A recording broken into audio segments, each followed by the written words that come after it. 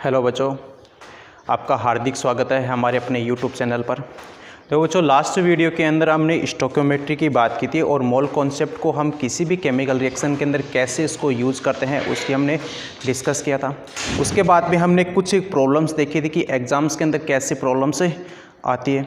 आज जो हम बात करेंगे वो है हमारे पास में लिमिटिंग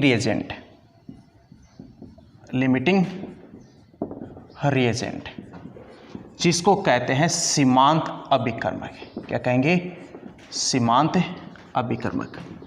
काफ़ी अच्छा पॉइंट है एग्जाम की दृष्टि से, सीमांत अभिकर्मक। ठीक है, देखो सीमांत अभिकर्मक का मतलब क्या है। जैसे देखो, आपको मैं इसको एक एग्जाम्पल के थ्रू समझाता हूँ। सपोज करो ये एक रिएक्शन है A प्लस में B, ये दोनों मिलकर जैसे बनाते हैं C। क्या बना रहे हैं?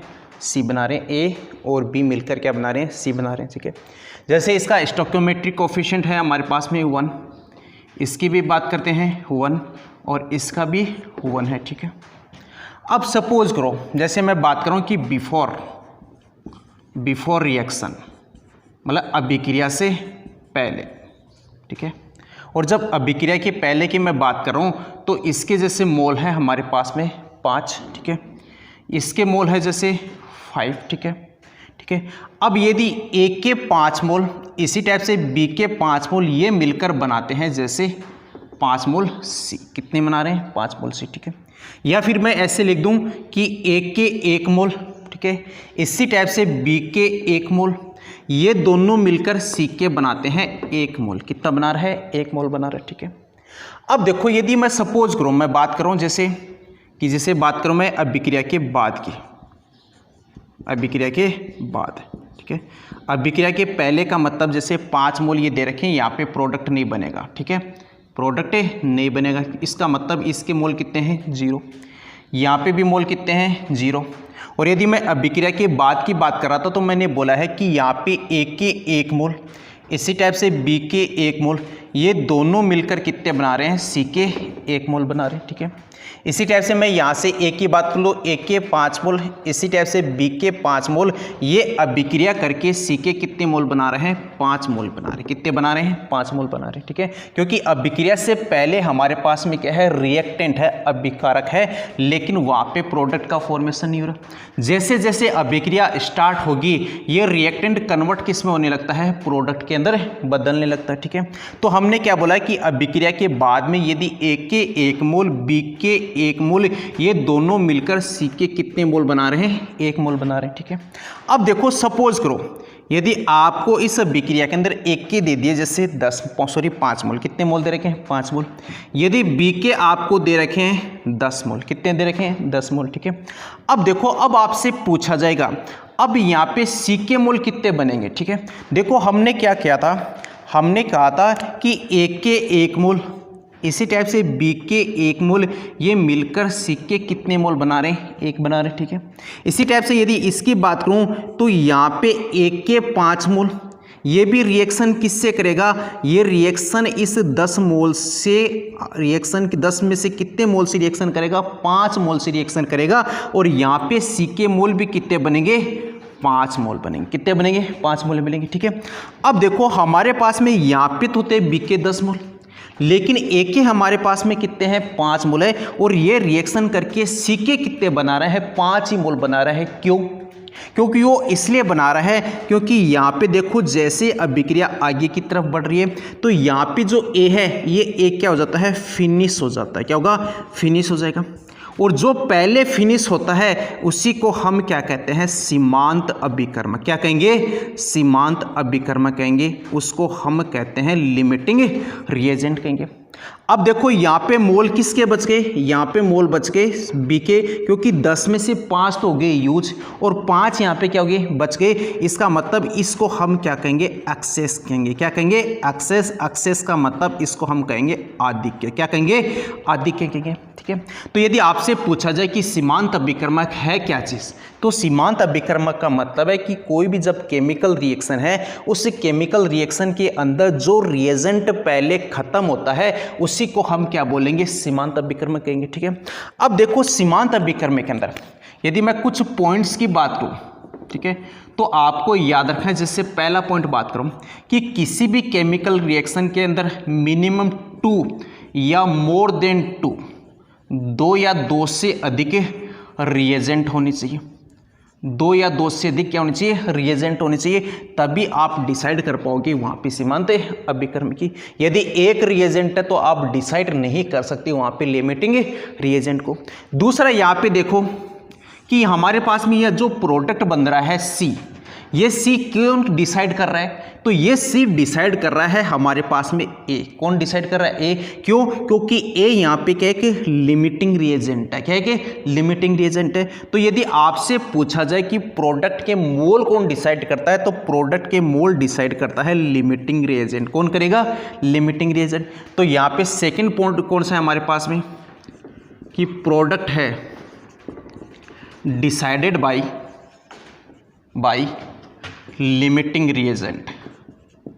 लिमिटिंग रिएजेंट मतलब क्या है हमारे पास में कि प्रोडक्ट है उसको जो डिसाइड करता है वो डिसाइड कौन करेगा? हमारे पास में लिमिटिंग रिएजेंट करेगा। अब देखो इसको वापस ऐसे से समझना कि जैसे लिमिटिंग रिएजेंट का मतलब क्या है, हमारे पास में एक रिएक्शन है A प्लस में B, ये मिलकर बना रहे हैं जैसे C। ठीक है, इसका कोफिशिएंट है 1, इसका कोफिशिएंट है 1, इसका कोफिशिएंट है 1। ठीक है, फिर यहाँ पे देखो मैंने क्या बोला है कि अभिक्रिया से पहले की यदि हम बात करेंगे, जैसे इसके A के है हमारे पास में 1 मोल, इसी टाइप से B के है हमारे पास में 1 मोल। ये अभिक्रिया से पहले की बात करें तो वहाँ पे प्रोडक्ट कितना है हमारे पास में 0 मोल। कितना है? 0 मोल, क्योंकि अभिक्रिया वहाँ पे स्टार्ट नहीं हुई। और जैसे जैसे अभिक्रिया स्टार्ट होगी, ये जो अभिकर्मक है ये कन्वर्ट किस में होगा? हमारे पास में उत्पाद में। किस में कन्वर्ट होगा? उत्पाद में। तो यहाँ पे देखो अभिक्रिया के बाद की मैं बात करूँ तो 1 मोल 1 का, इसी टाइप से B के 1 मोल, ये दोनों आपस में रिएक्शन करेंगे और अभिक्रिया करके हमारे पास में C के कितने मोल बनाते हैं? 1 मोल बना रहा है। कितने बना रहे हैं? 1 मोल बना रहा है। इसी टाइप से यदि मैं बात करूं कि A के 5 मोल, B के 5 मोल, ये दोनों मिलकर C के कितने मोल बना रहे हैं? 5 मोल बना रहे। कितने बना रहे हैं? 5 मोल बना रहे। इसी टाइप से यदि आपको बोला जाए कि A के हमारे पास में है 5 मोल, B के है हमारे पास में 10 मोल और C के मोल कितने बनेंगे इसकी बात करेंगे। तो यहाँ पे देखो मोल कम किसके हैं? A के।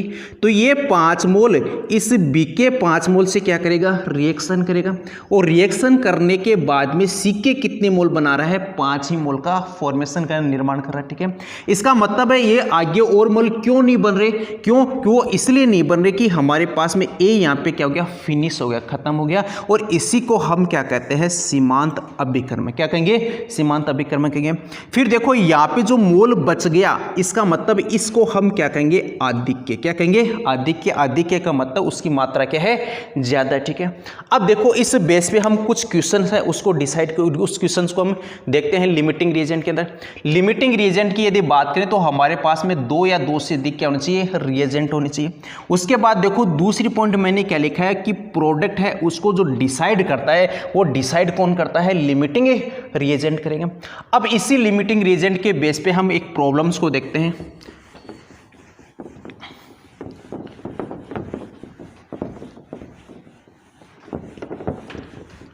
जैसे हमारे पास में क्वेश्चन है,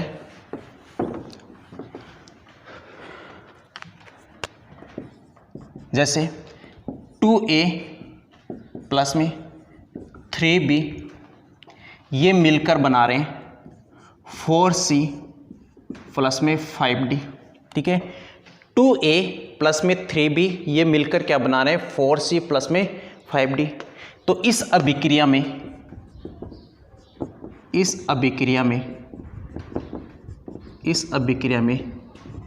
एक के 10 मोल, एक के 10 मोल तथा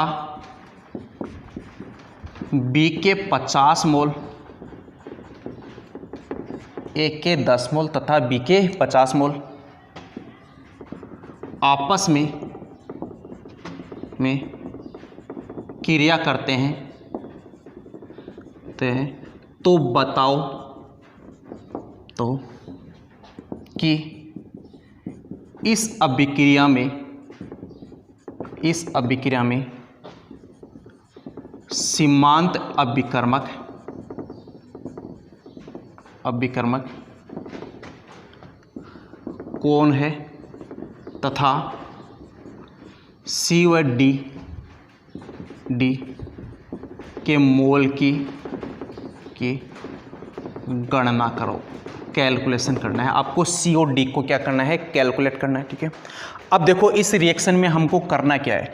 अब देखो इसमें आपको मैं कुछ कॉन्सेप्ट की और बात करता हूँ। ठीक है, ये कॉन्सेप्ट आपको ध्यान में रखने अच्छे से। ठीक है, देखो कि जैसे सपोज करो कि Na का मतलब है mole of A divide by mole of B। ठीक है, यदि ये दोनों इक्वल में है, stoichiometric coefficient of A divide by stoichiometric coefficient of B। ठीक है, यदि इन दोनों का रेशो का मतलब है mole of A divide by mole of B, ये बराबर है किसके, स्टोइकोमेट्रिक कोफिशिएंट ऑफ A और by stoichiometric coefficient of B। यदि ये दोनों बराबर आएंगे, इसका मतलब वहाँ पे ये इक्वेशन या मैं बोल दूँ कि जो प्रॉब्लम है वो LR प्रॉब्लम नहीं होगी। LR का मतलब है, इसका मतलब वो वहाँ पे लिमिटिंग रिएजेंट का क्वेश्चन नहीं है या प्रॉब्लम्स नहीं है। ठीक है, आपको ये थोड़ा सा स्पेशली ध्यान रखना है। ठीक है, कब, जब ये रेशो दोनों इक्वल है। ठीक है, दूसरा देखो यदि इनका रेशो इक्वल नहीं है, दोनों बराबर नहीं आते। ठीक है, किसके, stoichiometric coefficient of A and stoichiometric coefficient of B। यदि इन दोनों का रेशो अनुपात बराबर नहीं है, इसका मतलब वहाँ पे प्रॉब्लम्स किसकी है, वो LR की, किसकी है, LR की। ठीक है, तो आपको पहले तो ये दोनों कॉन्सेप्ट याद रखना है। पहला कौन सा है, पहला है कि यदि इनका रेशियो बराबर है, इसका मतलब वो क्वेश्चन LR बेस्ड नहीं है, लिमिटिंग रिएजेंट बेस्ड नहीं है। ठीक है, दूसरा यदि इनका कोफिशिएंट इक्वल नहीं है, इसका मतलब वो प्रॉब्लम किसकी है, वो प्रॉब्लम है LR की। किसकी है, LR का मतलब है लिमिटिंग रिएजेंट सीमांत अभिकर्मक की। ठीक है, आपको देखो नेक्स्ट जो कॉन्सेप्ट है वो भी याद रखना है। यदि आपको लिमिटिंग रिएजेंट निकालना है तो उसका शॉर्ट ट्रिक याद रखना। कैसे निकालोगे कि आपको जो मोल है उस मोल को डिवाइड कर देना है स्टोइकोमेट्रिक कोफिशिएंट से। किससे डिवाइड करोगे, स्टोइकोमेट्रिक कोफिशिएंट से। और जिसके अंदर ये वैल्यू लोवेस्ट आएगी, सबसे कम आएगी, इसका मतलब है वो वहाँ पे क्या कहलाएगा, लिमिटिंग रिएजेंट। क्या कहलाएगा, लिमिटिंग रिएजेंट। ठीक है, तो पहला हमारे पास में ये कॉन्सेप्ट था कि दोनों इक्वल में है तो LR की प्रॉब्लम नहीं है। दूसरा हमारे पास में दोनों इक्वल में नहीं है, इसका मतलब वो वहाँ पे प्रॉब्लम्स किसकी है, LR की है। ठीक है, फिर आपको लिमिटिंग रिएजेंट निकालना है तो उसका शॉर्ट ट्रिक क्या है कि जो मोल है उस मोल को डिवाइड कर देना किससे, स्टोइकोमेट्रिक कोफिशिएंट से। यदि ये वैल्यू सबसे कम आती है या जिसकी वैल्यू लोवेस्ट है या कम है, वो काम किसके रूप में करेगा, लिमिटिंग रिएजेंट के रूप में। किसके रूप में, लिमिटिंग रिएजेंट के रूप में। तो आपको ये दोनों कॉन्सेप्ट याद रखने। ठीक है, अब देखो अब इस क्वेश्चन को हम पढ़ते हैं, इस क्वेश्चन को सोल्व करते हैं यहां से।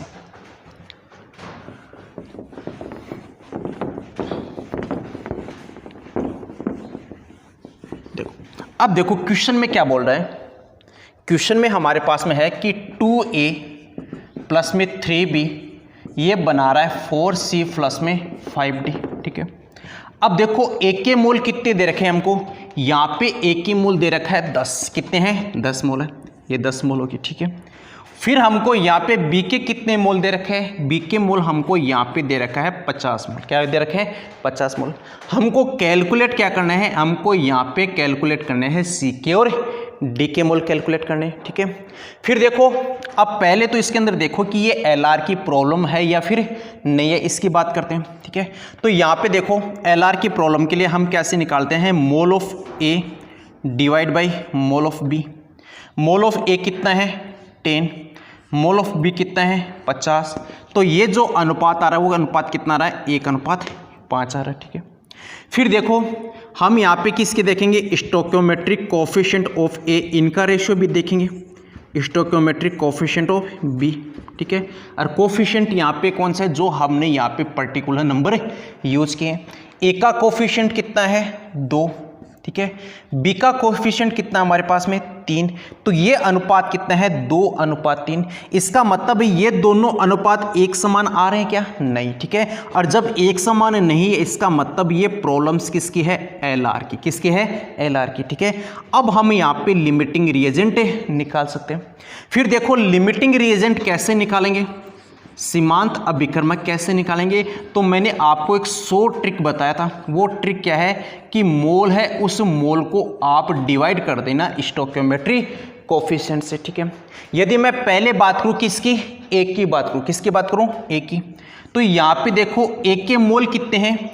एक के मोल हमको दे रखे हैं 10। कितने हैं? 10। तो यहाँ पे एक के मोल हो गए 10, ठीक है। फिर इसका कोफिशिएंट कितना है? इसका कोफिशिएंट है 2। कितना है? 2। तो डिवाइड बाई 2, तो ये वैल्यू कितनी आ गई? 5। कितनी आ गई? 5 आ गई, ठीक है। फिर देखो यदि मैं बी की बात करूं, ठीक है, बी के अंदर, अब बी के अंदर देखो बी के मोल कितने हैं? 50। तो यहाँ पे बी के मोल है 50, ठीक है। फिर यहाँ पे देखो कोफिशिएंट कितना है इसका? कोफिशिएंट है यहाँ पे 3, तो यहाँ पे डिवाइड कर दिया मैंने 3 से। और ये जो वैल्यू आप यहाँ पे कैलकुलेट करोगे तो ये लगभग 16.6 आता है। कितना है? 16.6। अब देखो यहाँ पे लोवेस्ट वैल्यू किसकी है कि मोल और इसको स्टोइकियोमेट्रिक कोफिशिएंट का जो रेशियो है वो लोवेस्ट आता है। उसी को मैंने क्या बोला था वहाँ पे? Limiting reagent. क्या कहा था? Limiting reagent. अब यहाँ पे देखो यहाँ पे है 5, यहाँ पे कितना है? 16.6। तो लोवेस्ट कौन सा? यहाँ पे ए वाला है। इसका मतलब है यहाँ पे लिमिटिंग रिएजेंट है, वो लिमिटिंग रिएजेंट कौन है? ए है। कौन है? ए है, ठीक है। फिर मैंने बात की थी कि ये लिमिटिंग रिएजेंट है, ये डिसाइड किसको करता है? ये डिसाइड करेगा प्रोडक्ट को। किसको डिसाइड करेगा? प्रोडक्ट को। तो अब आप ए के बेस से मोल किसकी निकाल सकते हो? आप सी के मोल निकाल सकते हो। सी के साथ साथ अब मोल हम किसकी कैलकुलेट कर सकते हैं? डी के मोल भी कैलकुलेट कर सकते हैं। तो हमने पहले तो क्या कैलकुलेट किया? हमने पहले तो कैलकुलेट किया सीमांत अभिकर्मक को, ठीक है। अब हम जो कैलकुलेट करेंगे वो कैलकुलेट किसको करेंगे? मोल हम सी के और मोल और डी के भी कैलकुलेट कर लेते हैं। तो इसको कैसे निकालेंगे? फिर देखो यहाँ पे, तो इसको मैं ऐसे लिख देता हूँ, mole of a divide by stoichiometric coefficient equal में mole of c divide by stoichiometric coefficient, ठीक है।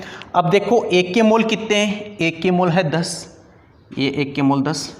इसका कोफिशिएंट कितना है? 2। इसका कोफिशिएंट है 2, ठीक है, इक्वल में। फिर हमको निकालने किसके हैं? सी के मोल निकालने हैं। तो यहाँ पे मैं लिख दिया एन सी मोल ऑफ सी। इसका कोफिशिएंट कितना है? 4, तो यहाँ पे हो गया 4, ठीक है। अब इसे 2 से कट किया, 4 तो आ गया 2। फिर यहाँ से क्रॉस मल्टीप्लाई किया तो मोल ऑफ सी कितने आ गए? 10 × 2। तो यहाँ पे कितने मोल आ गए? 20 मोल। कितने आ गए? 20 मोल। तो सी के कितने मोल आ गए हमारे पास में? 20 आ गए। अब फिर हम किसके निकालेंगे? डी के निकालेंगे। तो कैसे निकालेंगे? Mole of a divide by stoichiometric coefficient equal में mole of d divide by stoichiometric coefficient, ठीक है। फिर यहाँ पे मोल ऑफ ए कितना है? 10, कोफिशिएंट कितना है यहाँ पे? 2। फिर यहाँ पे हमको निकालना किसका है? मोल ऑफ डी निकालने, ठीक है। फिर इसका कोफिशिएंट कितना दे रखा है? 5, तो यहाँ पे 5, ठीक है। यहाँ से इसको कट किया तो ये 5, ठीक है। And D mole of D is equal to कितना गया? 5 × 5 इज इक्वल टू कितना गया? 25 मोल। कितने आ गए? 25 मोल, ठीक है। तो हमारे पास में सी के तो मोल कितने आ गए? 20। और यदि मैं डी की बात करूँ तो डी के कितने मोल आ गए आपके पास में? 25 मोल। कितने आ गए? 25 मोल। और ये हमने यही क्यों लिया? तो मैंने एक पहले भी बोला था कि जो लिमिटिंग रिएजेंट है वो डिसाइड किसको करता है? प्रोडक्ट को। किसको डिसाइड करेगा? प्रोडक्ट को डिसाइड करेगा। इसी बेस पे हम और क्वेश्चन को डिस्कस करते हैं लिमिटिंग रिएजेंट से। एक क्वेश्चन और देख लेते हैं।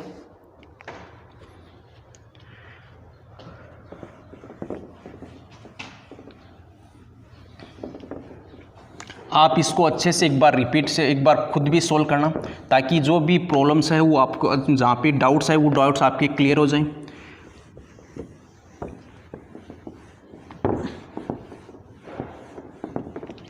जैसे एक क्वेश्चन और देखते हैं हम, ठीक है। जैसे 54 ग्राम, जैसे 54 ग्राम एल्यूमिनियम को 54 ग्राम एल्यूमिनियम को 160 ग्राम ऑक्सीजन से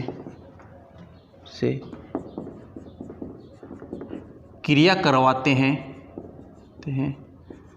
तो इनसे बनने वाला उत्पाद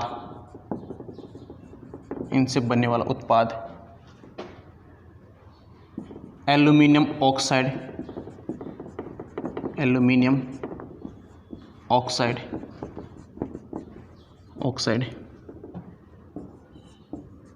की मात्रा बताओ। ठीक है, जैसे कि ये क्वेश्चन है। अब आपको क्या करना है, पहले इसकी रिएक्शन लिखनी है कि जैसे ये एल्यूमिनियम है, ठीक है, ये एल्यूमिनियम रिएक्शन किसके साथ में कर रहा है, ऑक्सीजन के साथ में। ठीक है, फिर देखो जैसे ऑक्सीजन के साथ में रिएक्शन करेगा ये बनाता है एल्यूमिना, जिसको हम क्या बोलते हैं, एल्यूमिनियम ऑक्साइड कहेंगे। पहले इस रिएक्शन को हमको क्या करना है, बैलेंस करना है। ठीक है, और बैलेंस कैसे करोगे, यहाँ पे एल्यूमिनियम कितने हैं, 2, ऑक्सीजन कितना है, 3, यहाँ पे कितने हैं ऑक्सीजन, 2, तो इसको मल्टीप्लाई कर देता हूँ मैं 3 से, तो यहाँ पे ऑक्सीजन कितने हो गई, 6, इधर ऑक्सीजन कितने हैं, 3, इसको मल्टीप्लाई कर देता हूँ मैं 2 से। देखो यहाँ पे ऑक्सीजन कितने हो गए, 2 × 3 6, यहाँ पे 3 × 2 6, ऑक्सीजन बैलेंस है। फिर यहाँ पे एल्यूमिनियम कितना है, 2 × 2 कितने हो गए, 4, इस साइड में कितने हैं, 1, तो इसको मल्टीप्लाई कितने से कर देता हूँ मैं, 4 से। ठीक है, तो ये हमारे पास में क्या होगी कि बैलेंस रिएक्शन आएगी, क्या आएगी, बैलेंस रिएक्शन। फिर हम आपको क्या करना है, मैंने एक बात की थी कि आपको ये देखना है कि ये यहाँ पे हमारे पास में कि LR की प्रॉब्लम है या फिर नहीं है। तो उसको कैसे चेक करेंगे, तो हमने बात की थी कि mole of aluminium divide by mole of oxygen, इसका रेशियो निकालो। और मोल कैसे निकालते हैं वो आपको पता है, कैसे निकालते हैं, मोल = भार बट्टे अणुभार। ठीक है, ये तो लेके चलते हैं। ठीक है, क्योंकि हमने देखो यहाँ पे हमको क्या दे रखा है, वेट दिया है, क्या देखा है, वेट दे रखा है। तो हम पहले बात किसकी करते हैं, एल्यूमिनियम की। तो एल्यूमिनियम का भार कितना गिवन है क्वेश्चन के अंदर, 54 ग्राम, तो यहाँ पे भार कितना आ गया, 54। ठीक है, अब देखो एल्यूमिनियम हमेशा किस में होता है, एटम्स में, किस में है, एटम के अंदर। तो यहाँ पे इसका परमाणु भार कितना हो गया, 27। ठीक है, तो यहाँ पे एल्यूमिनियम के मोल कितने आ गए, 2 मोल, कितने आ गए, 2 मोल आ गए। फिर हम किसके यहाँ पे निकाल लेते हैं, ऑक्सीजन के मोल भी, हम बात किसकी करें हैं, ऑक्सीजन के मोल। ठीक है, फिर यहाँ पे देखो ऑक्सीजन के मोल कैसे निकालेंगे, भार बट्टे अणुभार से।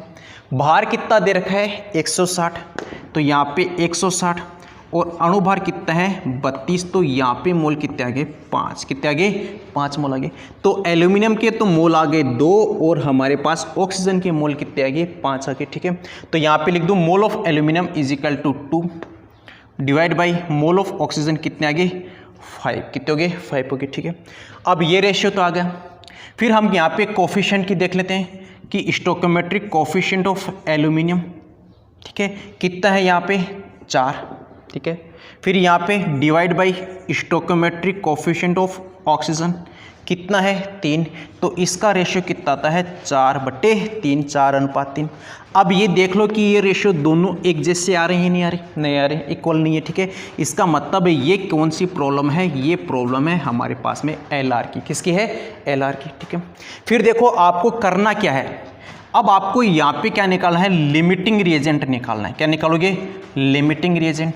और लिमिटिंग रिएजेंट कैसे निकालते हैं, तो मैंने बात की थी कि मोल है, उस मोल को आप डिवाइड कर देना किससे, स्टोइकोमेट्रिक कोफिशिएंट से। फिर देखो मैं पहले बात किसकी कर रहा हूँ, एल्यूमिनियम की। किसकी बात कर रहे हैं, एल्यूमिनियम की। एल्यूमिनियम के मोल कितने हैं हमारे पास में, एल्यूमिनियम के मोल है हमारे पास में 2, कितने हैं, 2। फिर इसका कोफिशिएंट कितना दे रखा है, 4, कितना है, 4, तो 2/4, तो इसके मोल कितने आ गए, 0.5, कितने आ गए, 0.5। ठीक है, फिर यहाँ पे देखो किसकी बात करेंगे, ऑक्सीजन की। अब हम यहाँ पे लिख देते हैं ऑक्सीजन। ठीक है, ऑक्सीजन के मोल कितने हैं, ऑक्सीजन के मोल है हमारे पास में 5, कितना है, 5। फिर इसका कोफिशिएंट कितना है, तो यहाँ पे कोफिशिएंट इसका 3, कितना है, 3। अब इसको कैलकुलेट कर लो, तो हमारे पास में ये वैल्यू आती है 1.67, कितनी आ गई, 1.67। अब आप देखो डिसाइड कर सकते हो कि यहाँ पे इसके तो है 0.5 ठीक है। इसका कितना है 1.67। कम कौन सा है, कम है हमारे पास में एल्यूमिनियम वाला। कौन सा है, एल्यूमिनियम वाला। इसका मतलब है ये हमारे पास में यहाँ पे क्या है कि लिमिटिंग रिएजेंट है। क्या है, लिमिटिंग रिएजेंट है। अब ये लिमिटिंग रिएजेंट है तो ये डिसाइड किसको करेगा, प्रोडक्ट को। किसको डिसाइड करेगा, प्रोडक्ट को। तो आप इस बेस से अब किसकी वैल्यू निकाल सकते हो, Al2O3 का वेट निकाल सकते हो। तो हम कैसे निकालेंगे फिर,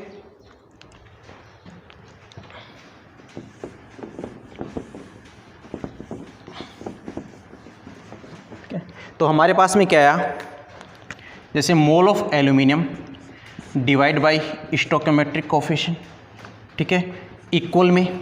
अब हमको क्या है, ये लिमिटिंग रिएजेंट था और ये लिमिटिंग रिएजेंट डिसाइड किसको करेगा, प्रोडक्ट को। तो मैं यहाँ पे लिख देता हूँ मोल ऑफ Al2O3 जिसको कहते हैं एल्यूमिना। इसका कोफिशिएंट कितना है 2, कितना हो गया 2। यहाँ पे वैल्यू पुट कर दो, एल्यूमिनियम का कितने मोल है 2, ठीक है। फिर इसका कोफिशिएंट कितना है 4 इक्वल में mole of Al2O3 divide by 2, ठीक है। अब देखो इसको कट कर दो, यहाँ से कट किया तो ये कितना गया 2, ये 2 से 2 कैंसिल। तो मोल ऑफ Al2O3 एल्यूमिना के जो मोल है वो मोल कितने आ गए, 1 मोल है। क्या निकाला है, 1 मोल है। लेकिन ये अभी तक यहाँ पे हमारे पास में क्या है, मोल आए। क्या है, मोल है। लेकिन क्वेश्चन में हमको निकालना क्या है, मात्रा। मात्रा का मतलब उसका निकालना है हमको वेट। क्या निकालनी है, वेट निकालना है। तो कैसे कैलकुलेट करेंगे, फिर हमारे पास में एक रिलेशन भी है कि मोल इज इक्वल टू भार बट्टे अणुभार, ठीक है। तो next mole is equal to भार बट्टे अणुभार, ठीक है। फिर देखो भार निकालना है तो मोल को गुणा कर देना है आपको किससे, अणुभार से। किससे करोगे, अणुभार से। मोल कितने आ गए हमारे पास में 1 मोल, ठीक है। अणुभार आपको निकालना है कैसे, Al2O3 लिखा, ठीक है। यहाँ पे कितना इसका 54, क्योंकि एक एल्यूमिनियम का 27 है तो यहाँ पे कितना है 54 इंटू यहाँ पे ऑक्सीजन का कितना है 48, कितना है 48, क्योंकि एक का 16 है तो 3 का कितना हो गया 48 हो गया। इन दोनों को जोड़ दो, 48 प्लस में, ठीक है। इनको जोड़ा कितना है कि 12, 9 और 1 10, तो ये हमारे पास में कितना आ गया 102। कितने आ गए 102। तो इसको मल्टीप्लाई कर देते हैं यहाँ से 102 से, तो यहाँ पे भार कितना गया 102 ग्राम। कितना गया 102 ग्राम, ठीक है। तो हमने यहाँ पे क्या किया, 54 ग्राम एल्यूमिनियम लिया, 160 ग्राम ऑक्सीजन लिया, और जब यहाँ पे प्रोडक्ट बनता है वो क्या बन रहा है, एल्यूमिनियम ऑक्साइड बन रहा है। तो आपको क्या करना है कि जो रिएक्शन आपको दे रखी है उसको पहले बैलेंस करना है। बैलेंस के बाद में आपको देखना है कि वो प्रॉब्लम एलआर की है या फिर नहीं है, कि यदि इनका जो रेशियो है ये रेशियो यदि इक्वल में आएगा, किसकी बात करूं कि मोल है कि मोल ऑफ जैसे aluminium divide by mole of किसकी बात करूंगा ऑक्सीजन, ये इक्वल में stoichiometry of coefficient of aluminium, फिर कोफिशिएंट ऑफ ऑक्सीजन की यदि ये आपके पास में रेशियो इक्वल में आता है, बराबर आएगा, इसका मतलब वहाँ पे एलआर की प्रॉब्लम नहीं है। आप डिसाइड नहीं कर सकते कि वहाँ पे कौन लिमिटिंग रिएजेंट है कौन नहीं है, ठीक है। फिर यदि ये इक्वल में नहीं आता तो आप डिसाइड कर सकते हो वहाँ पे लिमिटिंग रिएजेंट को, ठीक है। फिर उस लिमिटिंग रिएजेंट का काम क्या है, तो वो काम करता है एक प्रोडक्ट की, जो प्रोडक्ट है वो डिसाइड कौन करेगा, वो लिमिटिंग रिएजेंट करेगा। फिर इस बेस से आप क्या निकाल सकते हो, उस प्रोडक्ट की वैल्यू कैलकुलेट कर सकते हो, ठीक है। तो हमने आज किसकी बात की थी, हमने अभी तक तो जो बात की थी वो लिमिटिंग रिएजेंट की बात की थी, कि किसी भी केमिकल रिएक्शन के अंदर यदि आपको लिमिटिंग रिएजेंट पता करना है तो आपको क्या होना चाहिए, उस रिएक्शन के अंदर जो रिएजेंट होने चाहिए वो 2 या 2 से अधिक होने चाहिए। दूसरी बात मैंने बात की थी कि जो लिमिटिंग रिएजेंट है वो डिसाइड किसको करता है, वो डिसाइड करता है प्रोडक्ट को। किसको करेगा, प्रोडक्ट को डिसाइड करता है। तो हमने यहाँ पे जो डिस्कस किया वो लिमिटिंग रिएजेंट को डिस्कस किया। नेक्स्ट जो हम डिस्कस करेंगे वो डिस्कस करेंगे molecular formula and empirical formula को। इस बेस पे आपके आईसीआर के अंदर क्वेश्चन काफ़ी बार देखने को मिलता है। आईसीआर के अंदर भी यहाँ तक जो अपना जो AIPNT वगैरह जो नीट एग्जाम होता है वहाँ पे भी ये क्वेश्चन देखने को मिलते हैं।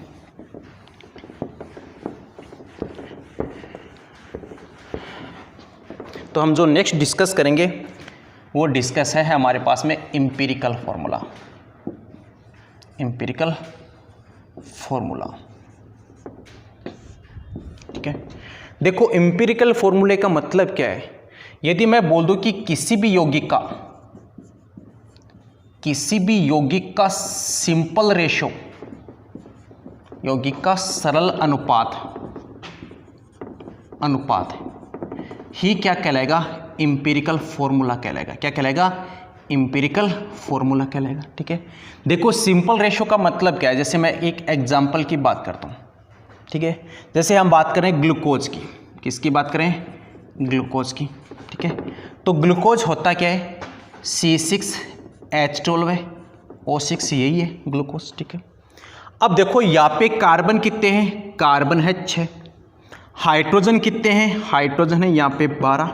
ठीक है, फिर यहाँ पे ऑक्सीजन की बात है, ऑक्सीजन कितने यहाँ पे 6 ऑक्सीजन है। ठीक है, अब देखो इसका सिंपल रेशियो बना लो। सिंपल का मतलब है कि जैसे इनको सबको मैं 6 से डिवाइड कर दूं, और 6 से डिवाइड किया तो कार्बन कितने आ गई 1। ठीक है, हाइड्रोजन कितने आ गई 2, ऑक्सीजन कितने आ गई 1। ठीक है, तो इसको ऐसे लिख दूं, कार्बन 1, हाइड्रोजन 2, ऑक्सीजन कितना है 1, और इसी को हम क्या कहते हैं, एम्पिरिकल फॉर्मूला। क्या कहेंगे, एम्पिरिकल फॉर्मूला कहेंगे। जो सिंपल जो रेशियो है उसी सिंपल रेशियो को हम क्या बोलते हैं, एम्पिरिकल फॉर्मूला कहेंगे। जैसे मैं और एग्जांपल की बात करूं, यदि हम बात करेंगे किसकी, जैसे ब्यूटेन की बात कर लेते हैं। किसकी बात करें, ब्यूटेन की।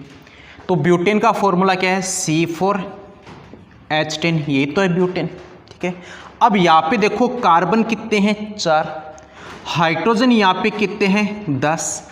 अब इसका सिंपल रेशियो बना लो, जिसको 2 से कट कर दूं, और जैसे 2 से कट किया तो कार्बन आ गए 2, हाइड्रोजन कितने आ गए 5। तो इसको कैसे लिख सकते हैं, C2H5। क्या लिखा है, C2H5। ये फॉर्मूला क्या कहलाएगा, इसका एम्पिरिकल फॉर्मूला कहलाएगा। क्या कहलाएगा, एम्पिरिकल फॉर्मूला। जैसे और बात कर लेते हैं, यदि हम बात करेंगे C2H5OH की, किसकी बात करें, C2H5OH, जिसको हम क्या बोलते हैं, एथेनॉल कहेंगे। यहाँ पे देखो कार्बन कितने हैं, कार्बन है 2, हाइड्रोजन कितने हैं, हाइड्रोजन है यहाँ पे 6, ऑक्सीजन कितने हैं, तो ऑक्सीजन है यहाँ पे 1। ठीक है, अब देखो इसका कोई भी वैल्यू कट नहीं हो रहा, तो इसका एम्पिरिकल फॉर्मूला क्या है, C2H5O। क्या है, C2H5O, सॉरी यहाँ पे HO5OH, इसको H लिख देते हैं, C2H6O, O1 आ गया। तो इसका क्या कहलाएगा, एम्पिरिकल फॉर्मूला कहलाएगा। कार्बन 2, हाइड्रोजन कितने हो गए 5 रे 6, ऑक्सीजन कितना है 1। इसी टाइप से यदि और बात करें, यदि हम बात करें किसकी, एसिटिक एसिड की, किसकी, एसिटिक एसिड की, कार्बन यहाँ पे कितने, 1 रे 2 कार्बन, हाइड्रोजन कितने हैं 3 रे 4 हाइड्रोजन, फिर ऑक्सीजन कितने हैं यहाँ पे 2 ऑक्सीजन।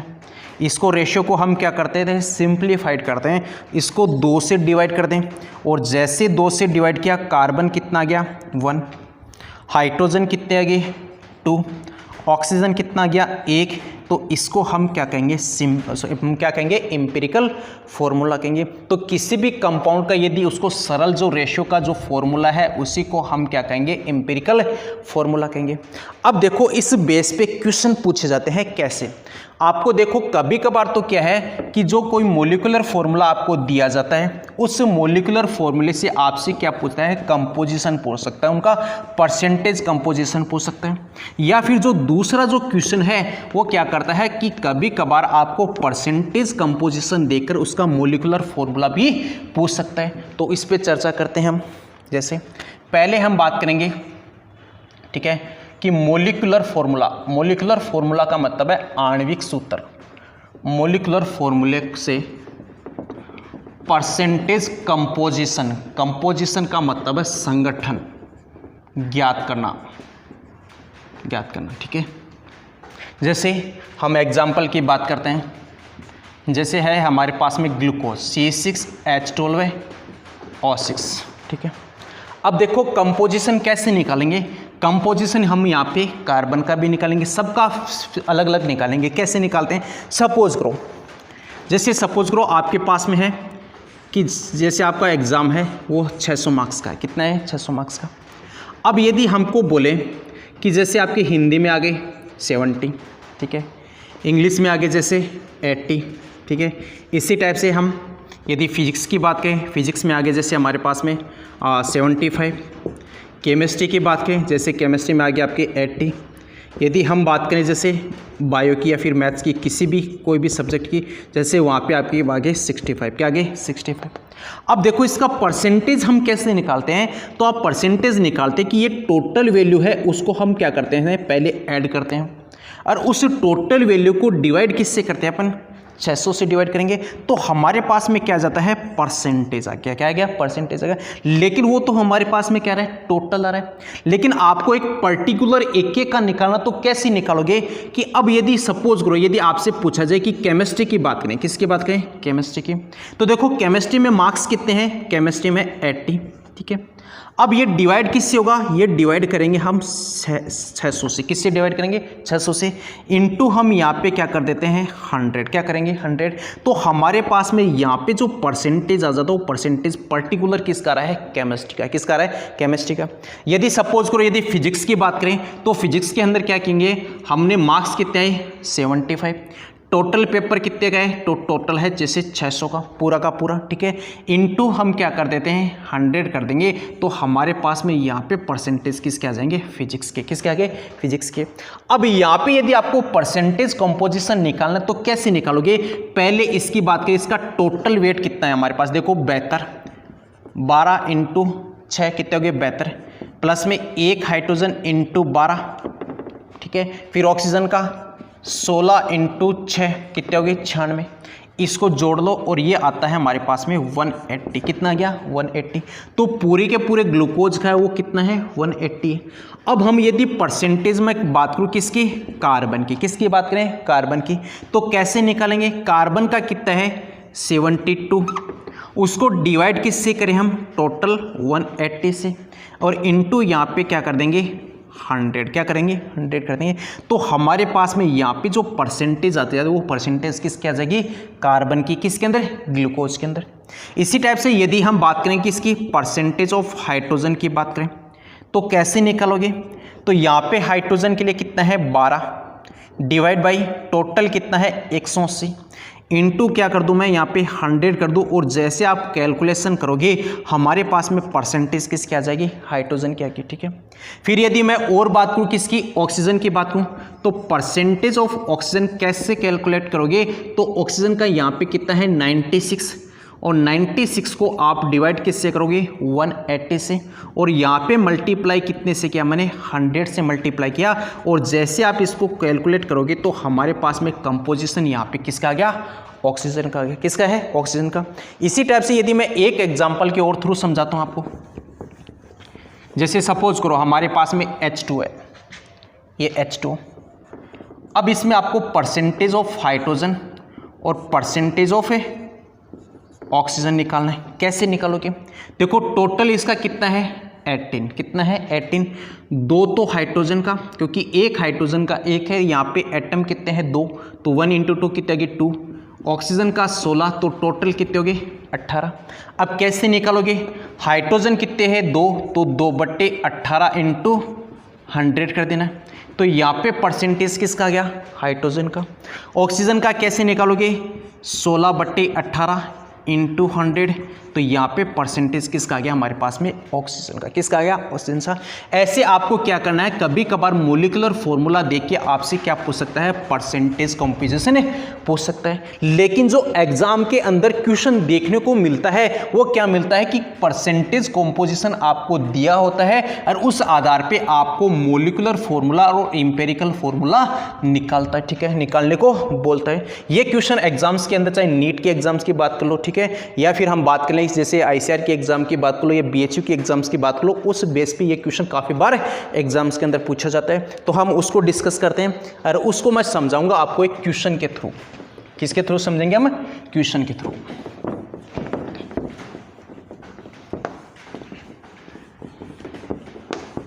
तो सेकंड हमारे पास में क्या है, परसेंटेज कंपोजिशन को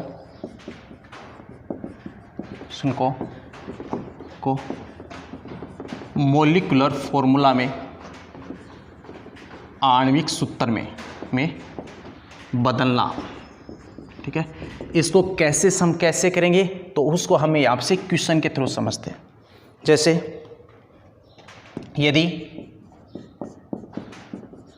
किसी यौगिक में, किसी कंपाउंड में कार्बन परसेंटेज है वो 37.5 है। कितना है? 37.5 है। हाइड्रोजन परसेंटेज है वो 12.5% है। कितना है? 12.5%। और ऑक्सीजन 50% है। ऑक्सीजन कितना है? 50% है। तो इसका एम्पिरिकल फॉर्मूला, इसका एम्पिरिकल फॉर्मूला क्या होगा तथा मोलिकुलर फॉर्मूला भी ज्ञात करो। यदि इस यौगिक का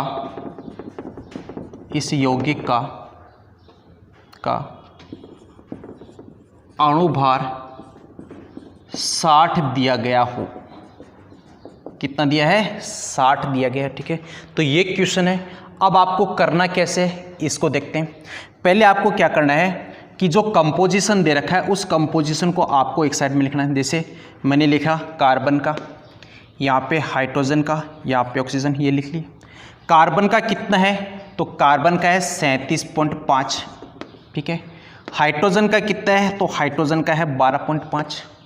ऑक्सीजन का कितना दिया है? तो ऑक्सीजन का दे रखा है हमको 50। कितना दे रखा है? 50 दे रखा है। ठीक है, अब देखो पहले क्या करना है, ये जो परसेंटेज दे रखा है उस परसेंटेज को आपको डिवाइड करना है परमाणु भार से। किससे डिवाइड करोगे? परमाणु भार से। तो यहाँ पे कितना है? 37.5 डिवाइड बाई कार्बन का कितना है परमाणु भार? 12। ठीक है, फिर यहाँ पे हाइड्रोजन का कितना है? 12.5। इसको डिवाइड किससे करेंगे? 1 से, क्योंकि हाइड्रोजन का कितना है? 1 है। फिर ऑक्सीजन की बात करें तो ऑक्सीजन का यहाँ पे परसेंटेज कितना है? 50। इसको डिवाइड किससे करेंगे हम? 16 से। किससे करेंगे? 16 से, क्योंकि परमाणु भार कितना इसका? 16 गया। तो हमारे पास में इसको जैसे कैलकुलेट करेंगे तो ये लगभग कितना रहा है? 12 या 36। ठीक है, 1 तो लगभग 3.125 आएगा। कितना है? 3.125 आएगा। इसको आप सोल्व कर लेना। ठीक है, फिर यदि इसकी बात करूँ तो ये कितना गया? 12.5। ठीक है, फिर इसको सोल्व करेंगे तो यहाँ पे देखो 16 × 48, तो ये भी लगभग कितना आएगा? 3.125। कितना आएगा? 3.125 है। आप इनको एक काम करना है, इनको डिवाइड कर लेना, सोल्व कर लेना। ठीक है, फिर यहाँ पे देखो पहले तो हमने क्या किया, जो परसेंटेज दे रखा है उसको डिवाइड किससे किया है? हमने डिवाइड किया है परमाणु भार से। तो हमारे पास में ये वैल्यू आ गई। अब देखो इनमें से जो सबसे कम है उसको उठाना है। देखो यहाँ पे कितना है? 3.125। यहाँ पे कितना है? 12.5। यहाँ पे कितना है? 3.125। तो सबसे कम कौन सा है? 3.125। वो सबसे कम वाली जो वैल्यू है वो इसके अंदर क्या करना है? इन सब में क्या करना है? डिवाइड करना है। क्या करना है? डिवाइड करना है। तो इसको डिवाइड किया 3.125 डिवाइड बाई 3.125। ठीक है, फिर इसको डिवाइड करेंगे 12.5 डिवाइड बाई 3.125। ठीक है, फिर इसको 3.125 इसको डिवाइड करेंगे 3.125। ठीक है, और जैसे डिवाइड किया हमारे पास में ये वैल्यू कितना आ गया? 1। ये वैल्यू लगभग कितने आ गई? 4। ये वैल्यू कितना आ गया? 1 आ गया। कितना है? 1 है। तो हमारे पास में कार्बन तो कितने हैं? 1। कार्बन तो आ गया 1। ठीक है, फिर यहाँ पे देखो हाइड्रोजन कितने हैं? हाइड्रोजन आ गई 4। ये हाइड्रोजन 4। फिर यहाँ पे देखो ऑक्सीजन कितना आ रहा है? ऑक्सीजन आ रहा है हमारे पास में 1। तो इस फॉर्मूले को तो हम क्या कहेंगे? एम्पिरिकल फॉर्मूले। क्या कहेंगे? एम्पिरिकल फॉर्मूले। ठीक है, तो हमने यहाँ पे क्या कैलकुलेट किया? हमने यहाँ पे कैलकुलेट किया एम्पिरिकल फॉर्मूला। ठीक है, देखो कैसे, आपको जो परसेंटेज कंपोजिशन दे रखा है उसको पहले डिवाइड किससे करना है? परमाणु भार से डिवाइड करना है। तो हमारे पास में ये वैल्यू आ जाती है। फिर इनमें से क्या करना है? जो सबसे छोटा जो वैल्यू है उसको पकड़ना है और उनको सबके अंदर से क्या करना है? डिवाइड करना है। तो इसको भी हमने इससे डिवाइड किया, सबसे छोटी। फिर इसको भी इससे डिवाइड किया, फिर इसको भी इससे डिवाइड किया। तो ये वैल्यू यहाँ पे कार्बन की आ गई 1, हाइड्रोजन की कितनी आ गई? 4, ऑक्सीजन की कितनी आ गई? 1। तो हमने यहाँ पे क्या लिखा है? कार्बन 1, फिर हाइड्रोजन कितने हैं? 4, फिर ऑक्सीजन कितने आगे? 1 आगे। तो इस फॉर्मूले को हम क्या कहेंगे? एम्पिरिकल फॉर्मूले। क्या कहेंगे? एम्पिरिकल फॉर्मूले कहेंगे। अब देखो इसका जो हम मास निकाल लेते हैं और उस मास को हम कहेंगे एम्पिरिकल मास। क्या कहेंगे? एम्पिरिकल मास। कैसे निकालोगे? देखो कार्बन 1 है तो यहाँ पे 12, ठीक है। फिर हाइड्रोजन कितने हैं, 4 हैं, तो 1 के लिए 1, तो 4 के लिए 4। फिर ऑक्सीजन यहाँ पे 1 है, तो 1 के लिए कितना हो गया, 16।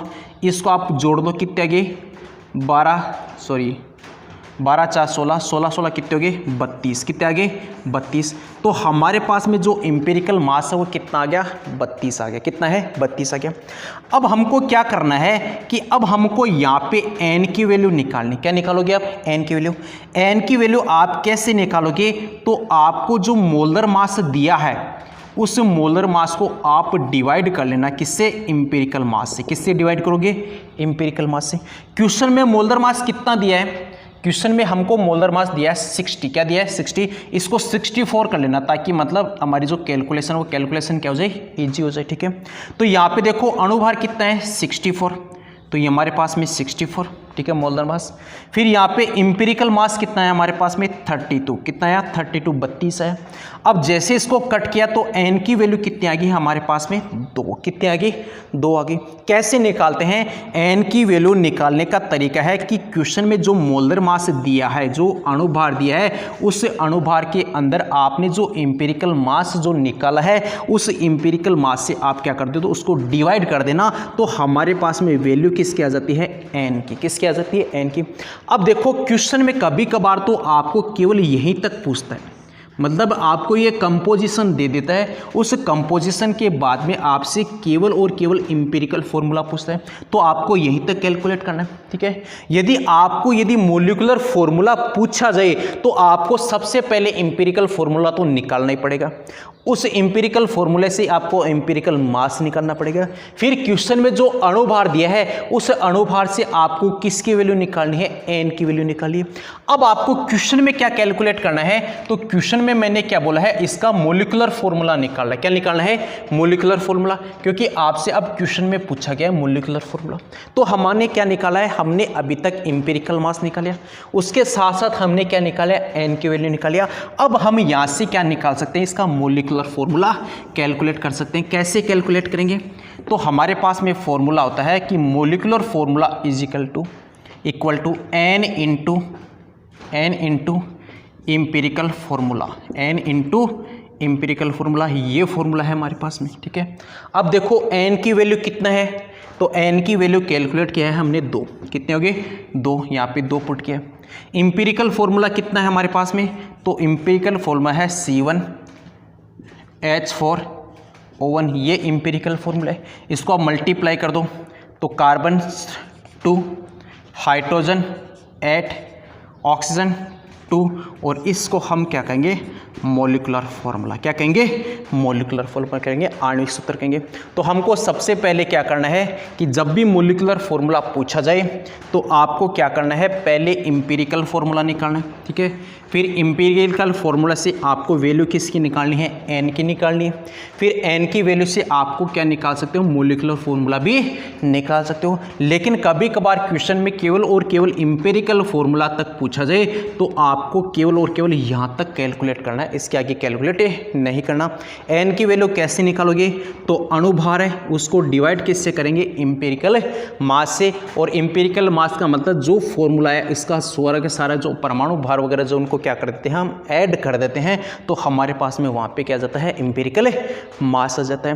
तो इस आधार पे हमने क्या किया, जो परसेंटेज कंपोजिशन है उस परसेंटेज कंपोजिशन से हम क्या निकाल सकते हैं, मॉलिक्यूलर फॉर्मूला निकाल सकते हैं। और इस टाइप के एग्जाम्स, इस टाइप की जो क्वेश्चंस है एग्जाम्स के अंदर काफ़ी देखने को मिलते हैं। तो हमने आज अभी तक जो पढ़ा है वो एक तो लिमिटिंग रिएजेंट पढ़ा है, दूसरा हमने जो एम्पिरिकल फॉर्मूला है वो कैसे कैलकुलेट कर सकते हैं, या फिर मॉलिक्यूलर फॉर्मूला है उसको कैसे कैलकुलेट किया जाता है, या फिर कभी कभार मॉलिक्यूलर फॉर्मूले से आपको परसेंटेज कंपोजिशन कैसे कैलकुलेट करते हैं उसकी बात की थी।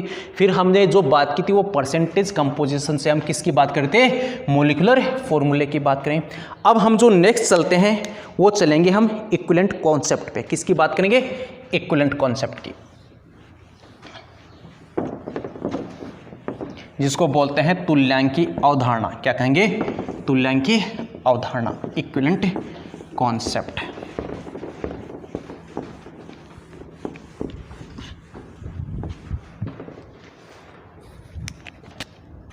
नेक्स्ट है इक्विवेलेंट कॉन्सेप्ट है, तुल्यांक की अवधारणा। ठीक है, देखो इसके अंदर, इसमें सबसे पहले मैं एक आपको छोटी सी बात बता देता हूँ। जब हमने मोल कॉन्सेप्ट की बात की थी, और मोल कॉन्सेप्ट के अंदर मैंने बोला था कि जब भी आपको मोल कॉन्सेप्ट लिखना है तो आपको वहाँ पे रिक्वायरमेंट किसकी होती है, बैलेंस रिएक्शन की। किसकी रिक्वायरमेंट होती है, बैलेंस रिएक्शन की होती है। लेकिन यदि मैं इसकी बात करूँ तो आपको यहाँ पे no need of balance reaction, अब यहाँ पे आपको बैलेंस रिएक्शन की रिक्वायरमेंट नहीं है। ये रिक्वायरमेंट कहाँ पे होती है, ये होती है हमको मोल कॉन्सेप्ट के अंदर। किसके अंदर, मोल कॉन्सेप्ट में, जहाँ पे आपको बैलेंस रिएक्शन चाहिए। यहाँ पे आपको बैलेंस रिएक्शन की रिक्वायरमेंट नहीं है, बैलेंस रिएक्शन की ज़रूरत नहीं है। तो इसको कैसे लिखते हैं, जैसे आपको एक यहाँ से A प्लस में B, ठीक है, ये दोनों मिलकर बनाते हैं जैसे C प्लस में D, ये कोई रिएक्शन है। ठीक है, अब इसको लिखेंगे कैसे, तो इसको लिखेंगे ऐसे कि equivalent of A, equivalent of A ये इक्वल है इक्विवेलेंट ऑफ B, किसके इक्वल है, B के। इसी टाइप से ये इक्वल है इक्विवेलेंट ऑफ C के, किसके है, C के। और ये इक्वल होता है इक्विवेलेंट ऑफ D के, किसके है, D के। तो पहली चोर तो आपको ये याद रखना है कि A का इक्विवेलेंट है वो बराबर किसके, B के, और वो बराबर है C के, और वो बराबर किसके है, D के भी। ठीक है, अब देखो यदि बात करें किसकी, इक्विवेलेंट की, इक्विवेलेंट क्या है हमारे पास में, देखो इक्विवेलेंट कैसे निकालेंगे, तो इक्विवेलेंट निकालते हैं हम वेट, और उसको वेट को डिवाइड करते हैं हम इक्विवेलेंट मास से। किससे डिवाइड करेंगे, इक्विवेलेंट मास से। इससे हम डिवाइड करेंगे तो हमारे पास में क्या जाता है, इक्विवेलेंट आ जाता है। क्या आता है, इक्विवेलेंट आ जाता है। ठीक है, फिर देखो हमारे पास में इक्विवेलेंट मास कैसे कैलकुलेट करते हैं, इसकी भी बात कर लेते हैं।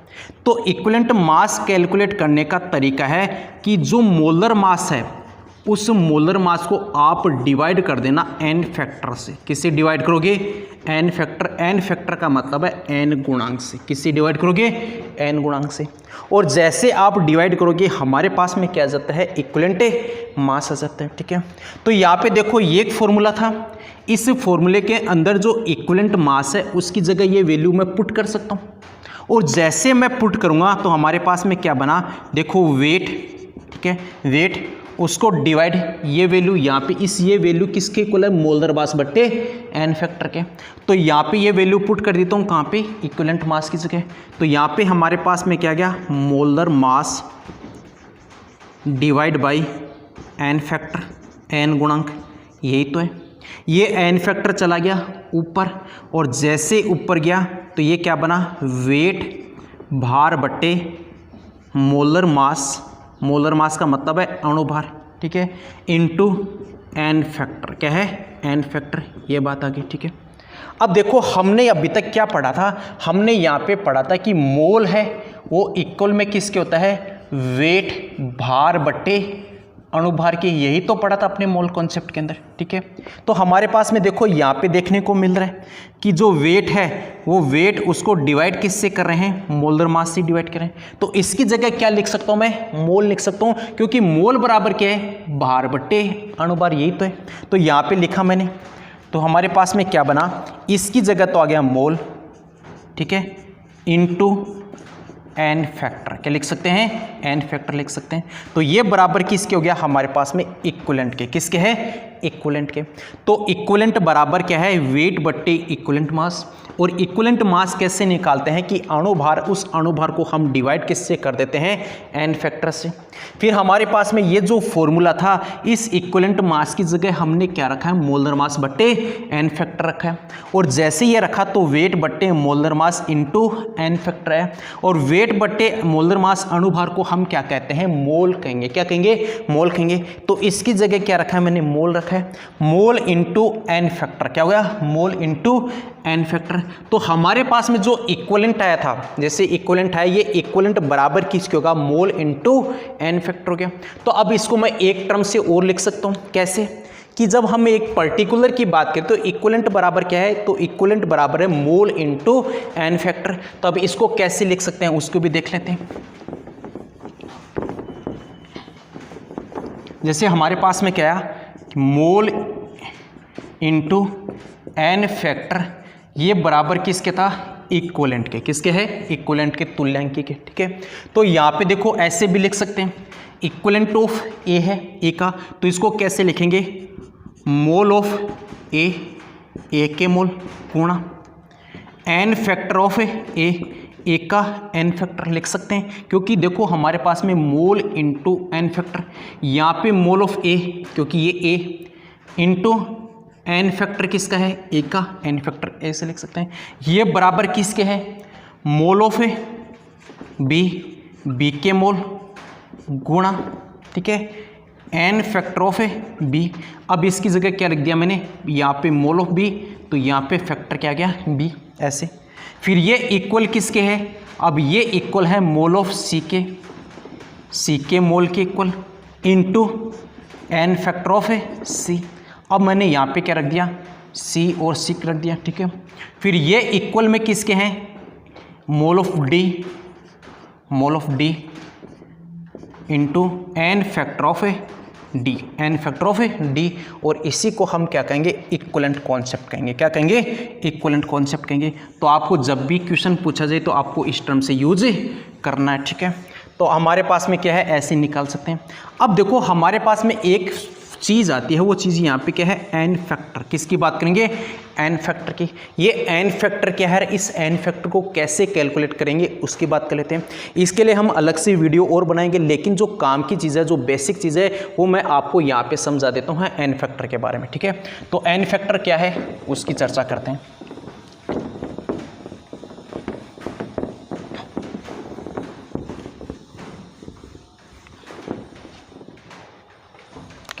एन फैक्टर जिसको बोलते हैं एन गुणांक, ठीक है।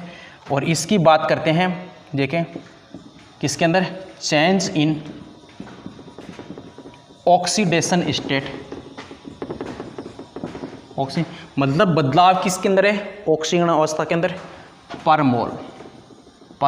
मोल कि मतलब कोई भी आपको जो आपको दे रखा है जो कंपाउंड दे रखा है उसकी ऑक्सीकरण अवस्था के अंदर बदलाव कितना है, लेकिन वो किसके रूप में है कि पर मोल के रूप में। जैसे मैं आपको एग्जांपल की बात करूं, जैसे KMnO4 है, ठीक है।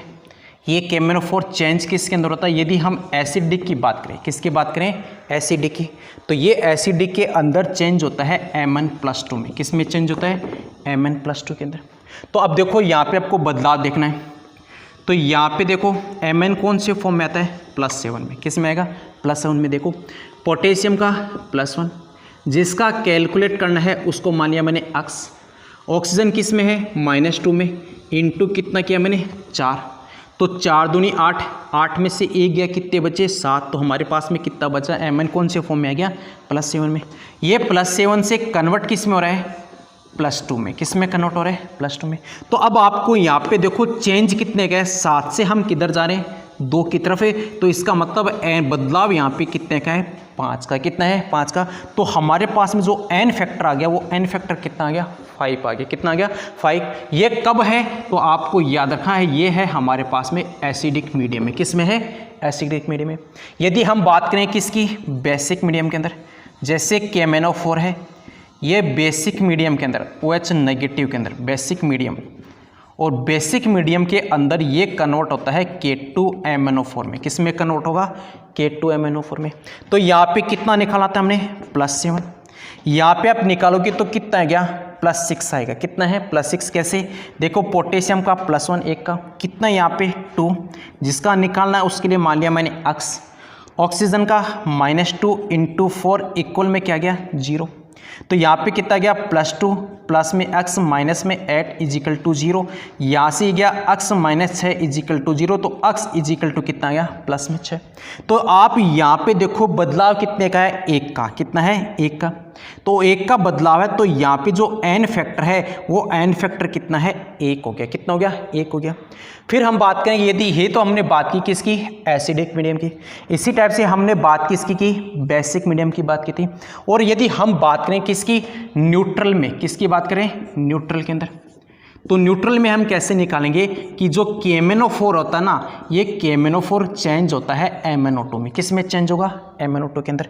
अब यहाँ पे कौन सा है, तो हमने बोला है न्यूट्रल। न्यूट्रल का मतलब है उदासीन। क्या हो गया, उदासीन। यहाँ पे देखो +7 और यहाँ पे जैसे निकालोगे तो MnO4 किस में आएगा +4 में, सॉरी MnO2 किस में आएगा +4 के अंदर। तो यहाँ पे जो बदलाव है वो बदलाव कितने का है 3 का, क्योंकि +7 से हम कहाँ पे जा रहे हैं +3 पे, सॉरी +4 पे। तो n फैक्टर यहाँ पे कितना है हमारे पास में 3, कितना है 3 है। तो ऐसे आपको याद रखना है एसिडिक मीडियम के अंदर, बेसिक के अंदर याद रखना है, उसके साथ साथ न्यूट्रल के अंदर भी याद रखना है। और भी मैं एग्जाम्पल की बात करता हूँ, जैसे ये तीनों आपको याद रखना है KMnO4 के बारे में, एसिडिक, बेसिक और न्यूट्रल के अंदर। एसिडिक में हम चेंज होता है 5 का, उसके बाद जो न्यूट्रल में जो चेंज होता है वो चेंज कितने का है 3 का। यदि बेसिक मीडियम की बात कीजिए तो बेसिक मीडियम में चेंज कितने का है 1 का है। यदि इसी टाइप से हम बात करें K2Cr2O7, ठीक है, ये एसिडिक मीडियम में कन्वर्ट हो जाता है Cr+3 में। किस में कन्वर्ट हो गया Cr+3 में। अब देखो यहाँ पे अब जैसे निकालोगे तो क्रोमियम का कितना आएगा +6, कितना आएगा +6। यहाँ पे ये चेंज किस में है +3 में, किस में है +3 के अंदर। अब देखो यहाँ से ये जो बदलाव है ये बदलाव कितने का है, ये बदलाव है हमारे पास 3 का, कितने का है 3 का। लेकिन देखो यहाँ पे K2Cr2O7 के मोल तो कितने हैं 1 है, और उस मोल के अंदर यहाँ पे देखो एटम कितने हैं 2 है, लेकिन एक में तो बदलाव है 3 का। लेकिन हमको यहाँ पे कितने के अंदर निकालना है 2 के अंदर, किस में निकालना है 2 के अंदर। तो इसको मल्टीप्लाई कितने से किया मैंने 2 से, और जैसे मल्टीप्लाई किया तो ये वैल्यू कितनी आ गई 6 आ गई, कितनी आ गई 6। तो हमारे पास में जो n फैक्टर आएगा तो n फैक्टर यहाँ पे कितना आ रहा है 6 आ रहा है, कितना आ गया 6। क्योंकि देखो 1 मोल है, 1 मोल में एटम यहाँ पे कितने हैं 2, 1 का आप निकालोगे तो +6 आ गया, तो 2 का कितना हो गया +12।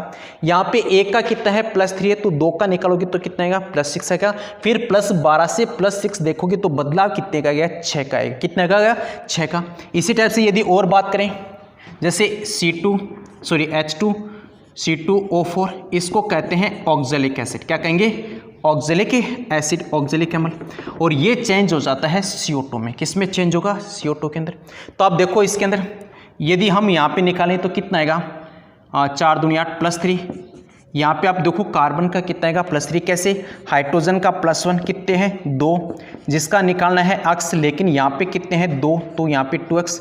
फिर माइनस में 2 × 4 इक्वल में क्या गया 0। फिर देखो +2, यहाँ पे 2x माइनस में 8 = 0, तो 2x माइनस में 6 = 0, तो x = 2x प्लस में 6, x = कितना गया 3, ठीक है।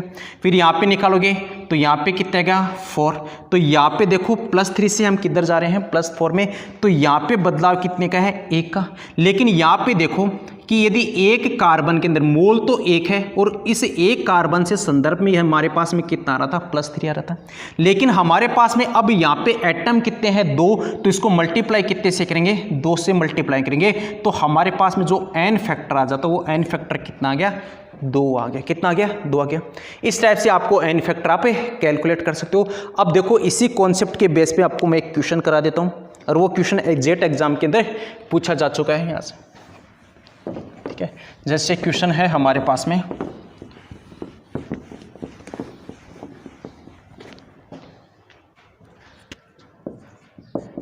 यदि ऐसे क्वेश्चन है KMnO4 के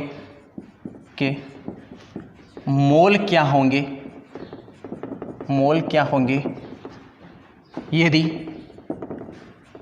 यदि अम्लीय माध्यम में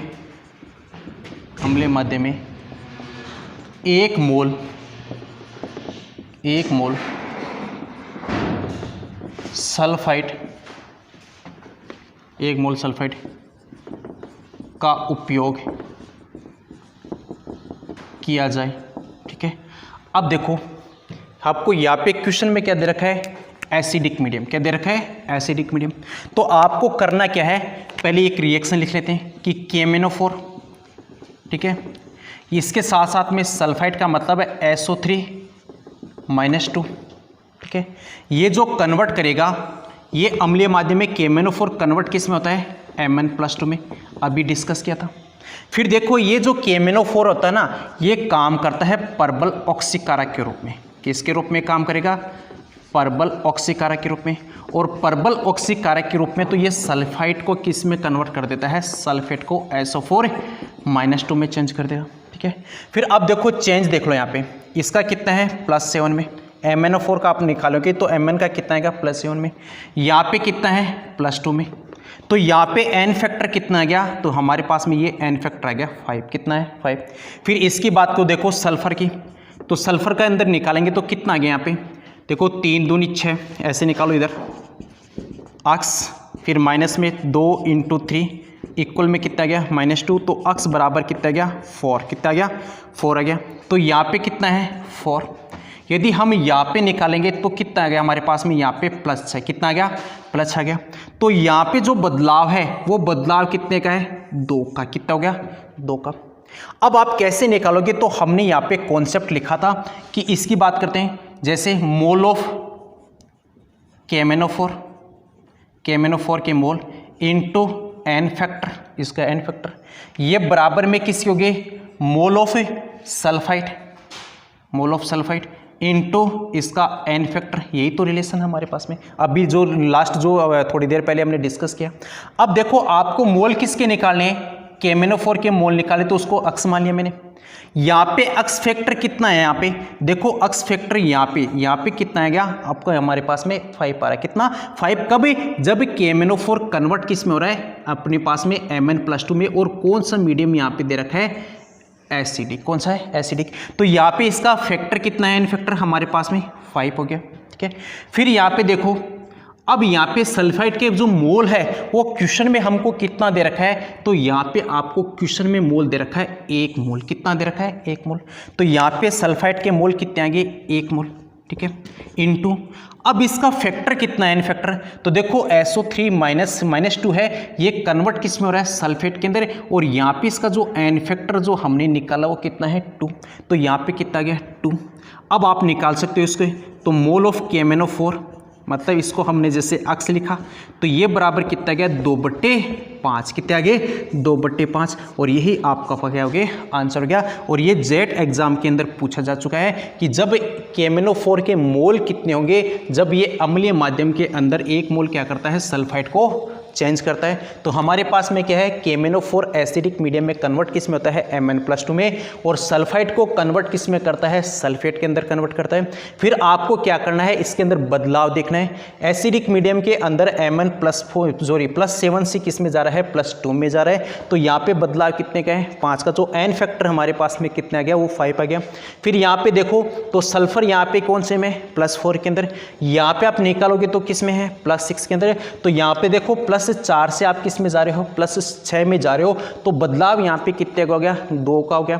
फिर आपको कैसे हमने जो वीडियो के अंदर देखा था, जो थोड़ी देर पहले मैंने डिस्कस किया था कि इक्विवेलेंट कैसे, कि mole of A into n factor, फिर बराबर हमने लिखा था mole of B into n factor B, ऐसे लिखा था।